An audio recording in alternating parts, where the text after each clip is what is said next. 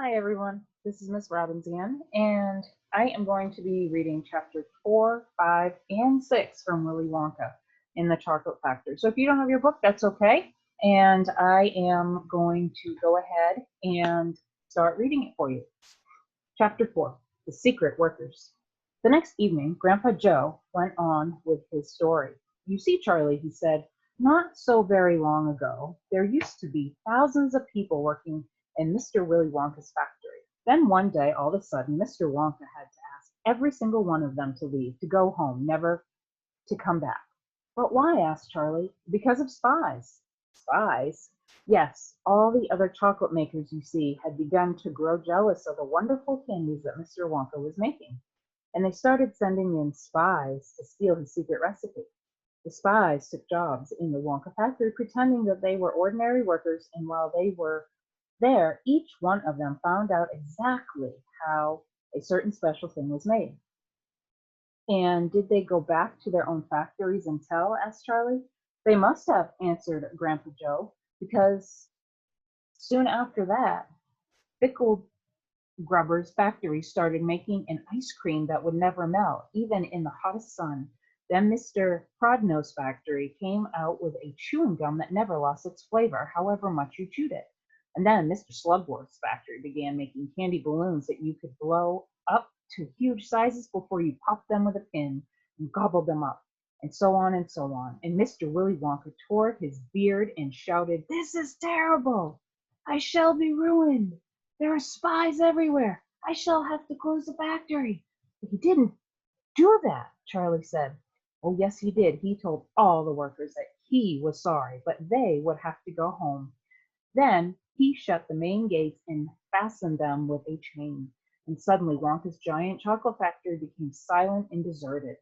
The chimney stopped smoking, the machine stopped whirring, and from then on not a single chocolate or candy was made. Not a soul went in or out, and even Mr. Willy Wonka himself disappeared completely. Months and months went by, Grandpa Joe went on, but still the factory remained closed, and everybody said, "Poor Mr. Wonka, he was so nice, and he made such marvelous things, but he's finished now, it's all over." Then something astonishing happened. One day, early in the morning, thin columns of white smoke were seen to be coming out of the tops of the tall chimneys of the factory. People in the town stopped and stared. "What's going on?" they cried. "Someone's lit the furnaces. Mr. Wonka must be opening up again." They ran to the gates, expecting to see them wide open and Mr. Wonka standing there to welcome his workers back. But no, the great iron gates were still locked and chained as securely as ever, and Mr. Wonka was nowhere to be seen. "But the factory is working," the people shouted. "Listen, you can hear the machines. They're all whirring again, and you can smell the smell of melting chocolate in the air." Grandpa Joe leaned forward and laid a long, bony finger on Charlie's knee, and he said softly, "But most mysterious of all, Charlie, were the shadows in the windows of the factory. The people standing on the street outside could see small dark shadows moving about behind the frosted glass windows." "Shadows of whom?" said Charlie quickly. That's exactly what everybody else wanted to know.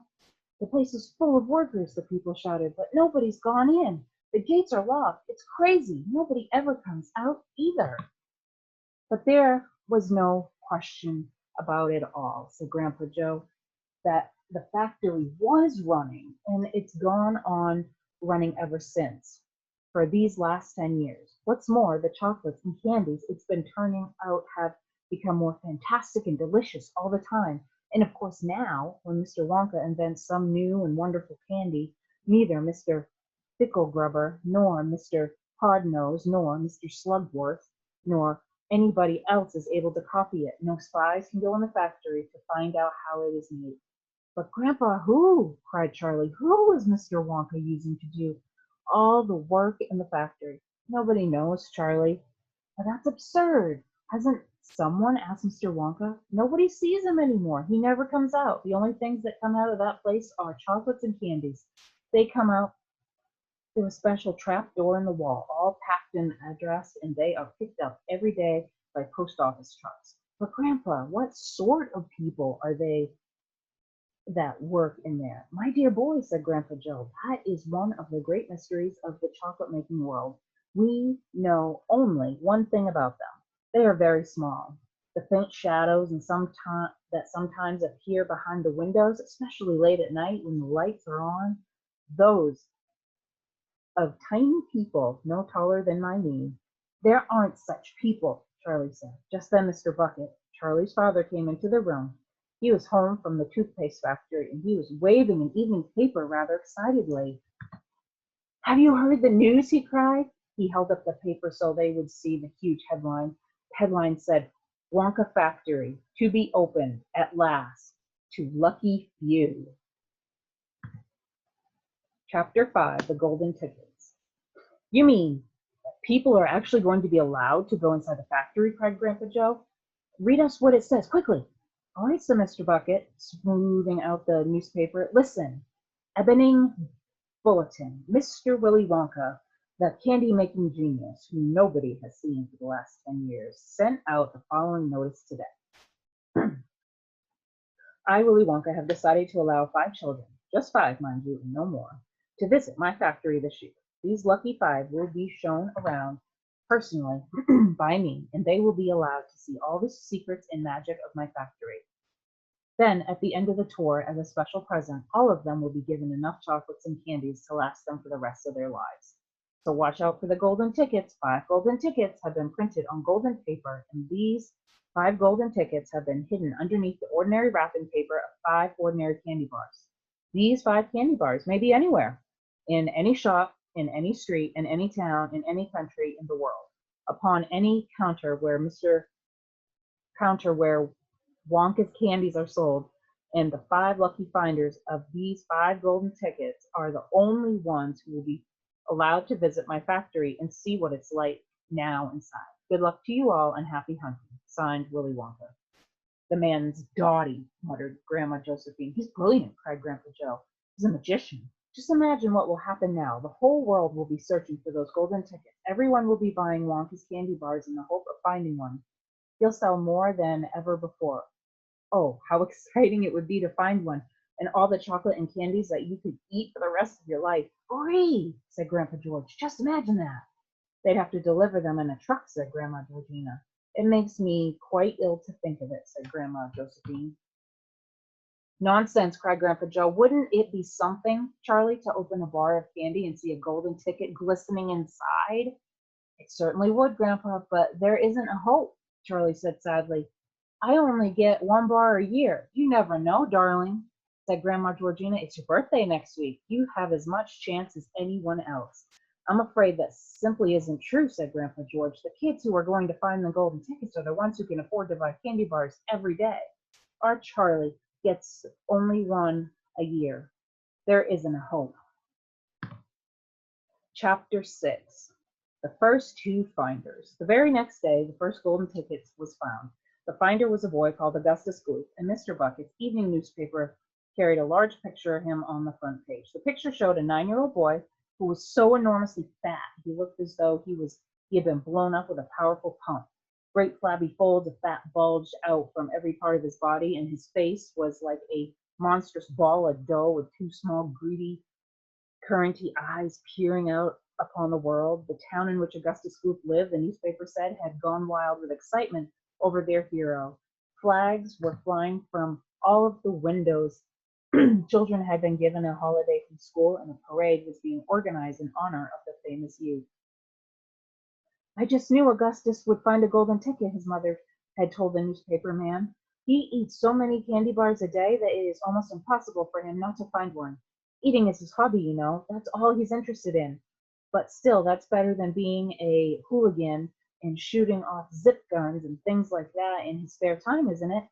And what I always say is he wouldn't go on eating like that, like he does, unless he needed nourishment, would he? It's all vitamins anyway. What a thrill it will be for him to visit Mr. Wonka's marvelous factory. We're just as proud as can be. What a revolting woman, said Grandma Josephine, and what a repulsive boy, said Grandma Georgina. Only 4 golden tickets left, said Grandpa George. I wonder who will get those. And now the whole country, indeed the whole world, seemed suddenly to be caught up in a mad candy buying spree, everybody searching frantically for those precious remaining tickets. Fully grown women were seen going into sweet shops and buying 10 Wonka candy bars at a time, then tearing off the wrappers on the spot and peering eagerly underneath for a glint of golden paper. Children were taking hammers and smashing their piggy banks and running out of the shops with handfuls of money. In one city, a famous gangster robbed a bank of $5,000 and spent the whole lot on candy bars that same afternoon. And when the police entered his house to arrest him, they found him sitting on the floor amidst mountains of candy, ripping off the wrappers with the blade of a long dagger. In far off Russia, a woman called Charlotte Russe claimed to have found the second ticket, but it turned out to be a clever fake. In England, the famous scientist Professor Foulbody invented a machine which would tell you at once without opening the wrapper of a candy bar whether or not there was a golden ticket hidden underneath it. The machine had a mechanical arm that shot out with a tremendous force and grabbed a hold of anything that had the slightest bit of gold inside it. And for a moment, it looked like the answers to everything. But unfortunately, while the professor was showing off the machine to the public at the candy counter of a large department store, the mechanical arm shot out and made a grab for the gold filling in the back tooth of a duchess who was standing nearby. There was an ugly scene, and the machine was smashed by the crowd. Suddenly, on the day before Charlie Bucket's birthday, the newspapers announced that the second golden ticket had been found. The lucky person was a small girl called Veruca Salt, who lived with her rich parents in a great city far away. Once again, Mr. Bucket's evening newspaper carried a big picture of the finder. She was sitting between her beaming father and mother in the living room of their house, waving the golden ticket above her head and grinning from ear to ear. Veruca's father, Mr. Salt, had eagerly explained to the newspaperman exactly how the ticket was found.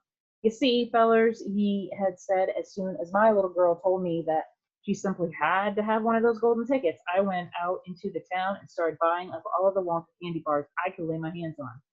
Thousands of them. I must have bought hundreds of thousands. When I had them loaded onto trucks and sent directly to my own factory. I'm in the peanut business, you see, and I've got about 100 women working for me over at my joint, shelling peanuts for roasting and salting. That's what they do all day long, those women. They sit there shelling peanuts. So I says to them, okay, girls, I say, from now on, you can stop shelling peanuts and start shelling the wrappers off these crazy candy bars instead.